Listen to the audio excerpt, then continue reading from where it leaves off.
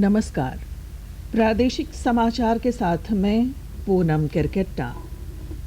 राज्य मंत्रिपरिषद ने कैंसर मरीजों के इलाज के लिए 25 लाख रुपए तक का प्रावधान करने के प्रस्ताव को मंजूरी दे दी है।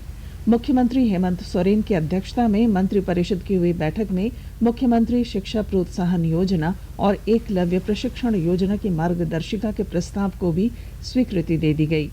झारखंड राज्य खाद्य सुरक्षा योजना से लाभान्वित सभी परिवारों को ₹1 किलोग्राम चना दाल देने, JVNL के बकाये बिजली बिल को लेकर वन टाइम सेटलमेंट योजना को अवधि विस्तार देने और रांची में सिविल कोर्ट में 40 कोर्ट बिल्डिंग निर्माण के लिए 35 करोड़ 70 लाख रुपए की प्रशासनिक स्वीकृति भी मंत्रिपरिषद ने दी है।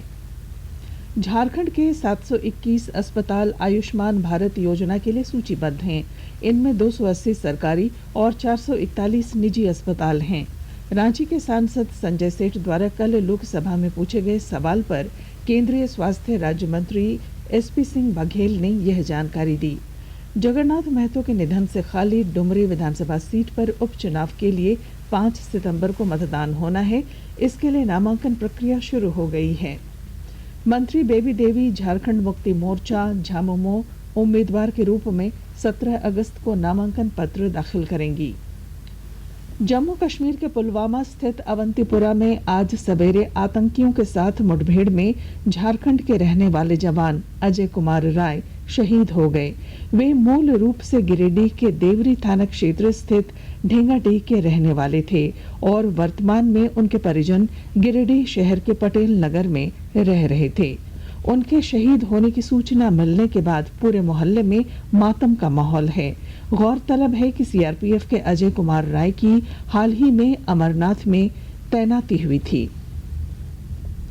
पूर्वी सिंहभूम जिले के वरीय पुलिस अधीक्षक प्रभात कुमार ने आपराधिक कांडों के अनुसंधान और आरोपियों को सजा दिलाने के मामले में तेजी लाने के लिए एक नई पहल की है। इसके तहत त्वरित अनुसंधान करने वाले पुलिस कर्मियों को 10,000 से 25,000 रुपए तक पुरस्कार दिया जाएगा।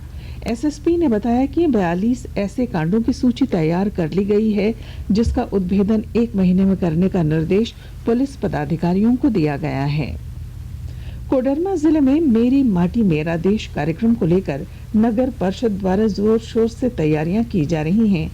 इसी सिलसिले में गौतम बुद्ध पार्क में स्वतंत्रता सेनानियों की याद में शिला फलकम स्थापित करने के साथ पौधरोपण किया जा रहा है। वहीं सभी वार्डों से कलश में मिट्टी रखकर दिल्ली भेजने की तैयारी की जा रही है। इसके अलावा अमृत सरोवरों को भी चारों ओर पौधारोपण किया जा रहा है। राज्य के हुंडरू, जोन्हा और दशम जलप्रपात तथा कौलेश्वरी में एरियल पैसेंजर रोपवे का निर्माण होना है।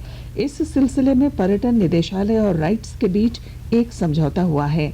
इसके तहत राइट्स द्वारा एरियल पैसेंजर रोपवे को लेकर पर्यावरण और तकनीकी पहलुओं का व्यावहारिक अध्ययन किया जाएगा और उसके बाद इसके निर्माण को लेकर अंतिम निर्णय लिया जाएगा।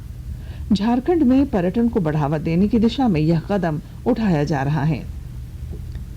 और रांची की मेजबानी में एशियन महिला हॉकी चैंपियनशिप 27 अक्टूबर से शुरू होगी।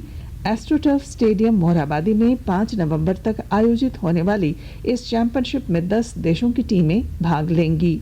इनमें भारत के अलावा पाकिस्तान, चीन, मलेशिया, दक्षिण कोरिया, जापान, कजाकिस्तान, हांगकांग और उज्बेकिस्तान की टीमें शामिल हैं। इस चैंपियनशिप के सफल आयोजन के लिए राज्य सरकार ने 13 करोड़ रुपए मंजूर किए हैं। और इसके साथ ही आकाशवाणी रांची से प्रादेशिक समाचार का ये बुलेटिन समाप्त हुआ। नमस्कार।